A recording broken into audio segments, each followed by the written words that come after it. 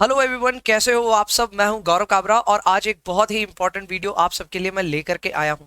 हम सभी जानते हैं सीएमए इंटरमीडिएट के 2022 के सिलेबस के अनुसार कई सारी नई किताबें ऑलरेडी आ चुकी हैं।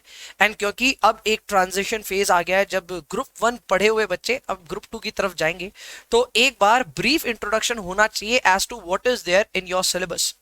आपका सिलेबस 2022 का जो आया है वो 2016 के सिलेबस से कितना डिफरेंट है, उसके बारे में हम जानकारी हासिल करेंगे इस वीडियो में। इस वीडियो में और भी बहुत सारी इंफॉर्मेशन आपको मिलेगी, तो आपको वीडियो पे बने रहना है। लाइक शेयर कमेंट जो आप हमेशा की तरह करते हैं जरूर कीजिएगा। Plus this a new channel now, तो इस नए चैनल को सब्सक्राइब जरूर से कर लीजिएगा so that you get posted of every single video that I upload for you और आप उसका आनंद उठा सकें। आइए शुरुआत करते हैं। आज मैं डिस्कस करने वाला हूं आपके साथ paper number 11 which is FMNDA। FMNDA हमारा जो पेपर है उसका पूरा नाम है financial management and data analytics. और फाइनेंशियल मैनेजमेंट और डेटा एनालिटिक्स ये जो पेपर है ये काफी इंटरेस्टिंग तरीके से बनाया गया है।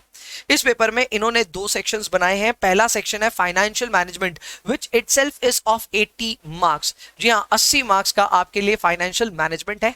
और ये फाइनेंशियल मैनेजमेंट जो है ये लगभग 50 मार्क्स पहले आता था ना, लगभग वैसा है। लेकिन हाँ, ऑब्वियसली कई नए चैप्टर्स इंट्रोड्यूस किए गए हैं। इसके अलावा सेक्शन बी जो है वो है डेटा एनालिटिक्स, और डेटा एनालिटिक्स 20 मार्क्स का होने वाला है।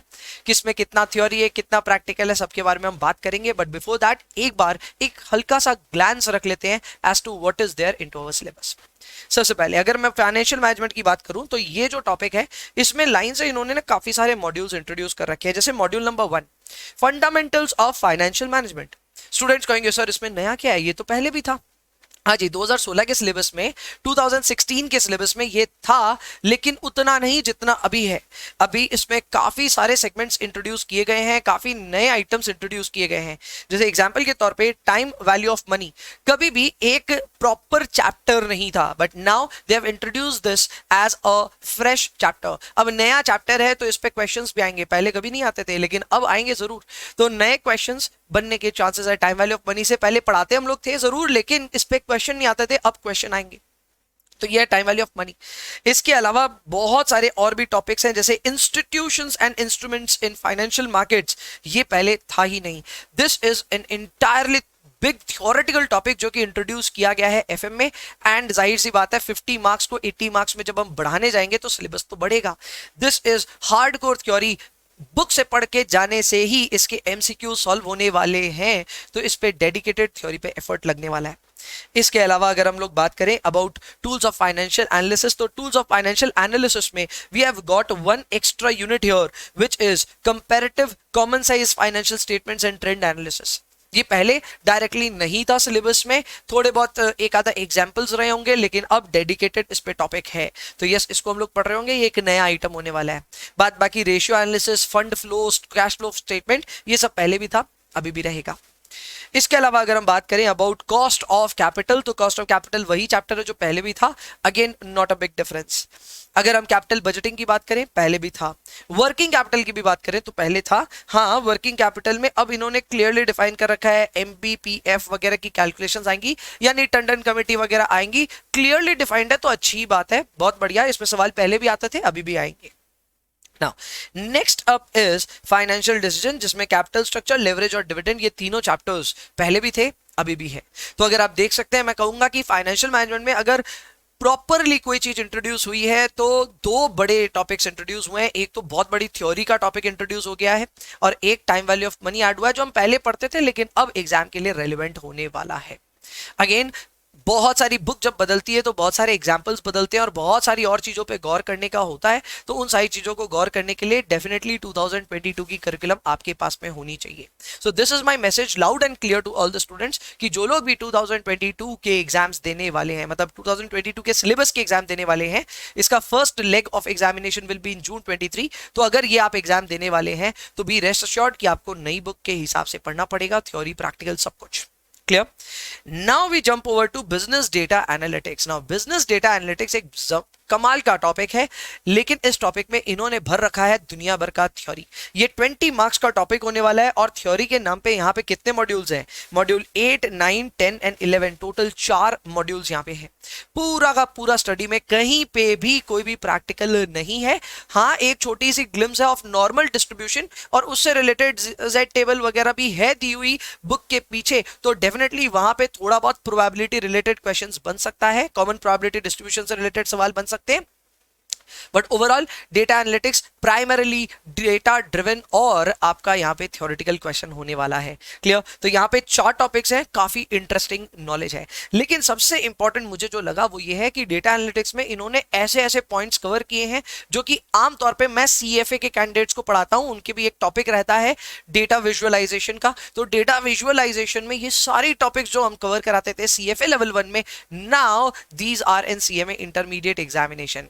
बहुत ही अच्छा एडिशन है बहुत थियोरेटिकल अगर आप प्राइमा फेसी देखोगे तो, लेकिन स्टॉक मार्केट से इसको कनेक्ट कराना मेरा जिम्मेवारी है एंड ऑब्वियसली मैं वो करा रहा हूंगा।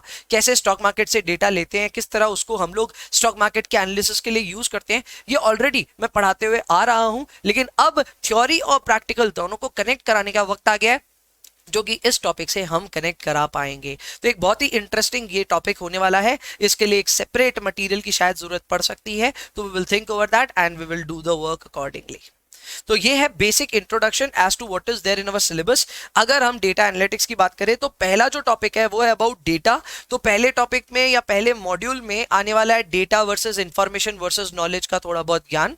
इसके ऊपर में हम लोग बात करने वाले हैं data processing and cleaning and validation. इसमें काफी सारे डेटा प्रोसेसिंग को लेकर के थ्योरेटिकल एलिमेंट्स हैं।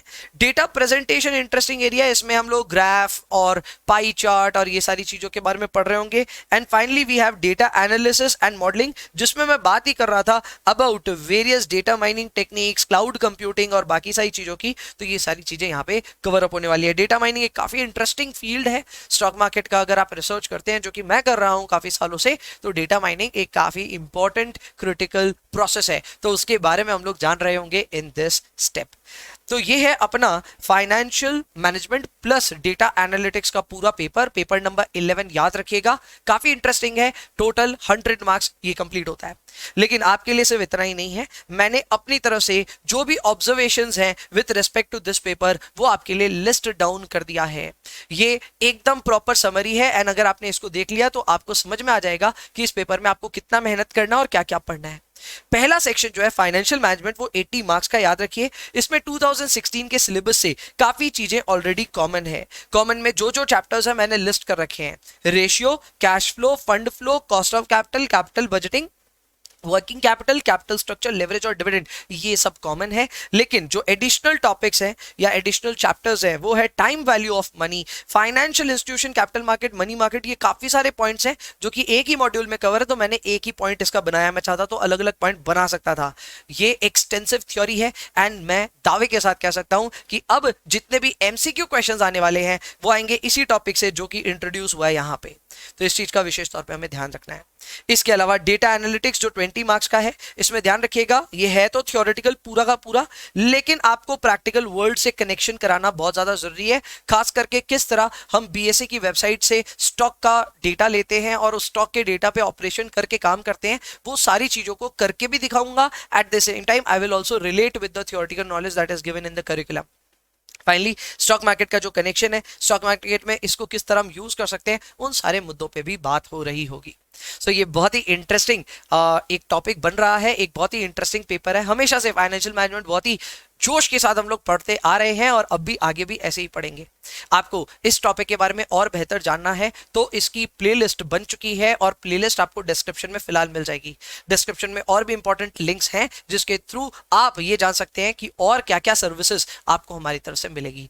अभी के लिए इतना ही रखते हैं। I will see you in the next one. तब तक के लिए bye bye, take care, enjoy yourselves please, and please पढ़ाई करते रहिए। Bye bye.